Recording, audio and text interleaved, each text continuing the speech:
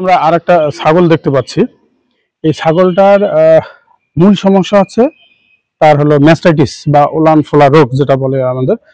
তো এত বেশি খারাপ অবস্থা ওলানটা, যদি আমরা দেখি, রাজনৈতিক পাটা ধরো তো,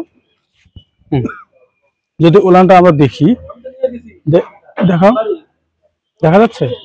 হ্যাঁ, এই যে দেখেন যে ওর বানগুলো একবারে ফুলে শক্ত হয়ে গেছে এবং পুরো ওলান একদম পাথর যেরকম শক্ত সেরকম শক্ত হয়েছে।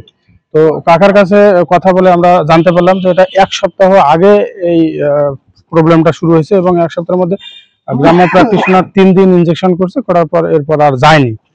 তো না যাওয়ার কারণে এই এত একটা ভয়াবহ অবস্থা।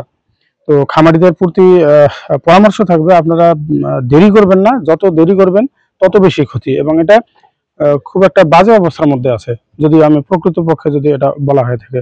তো এরকম খারাপ অবস্থা হয়ে যাওয়ার আগেই আপনারা সঠিক সিদ্ধান্ত নিন। সবাই সুস্থ থাকুন, ভালো থাকুন।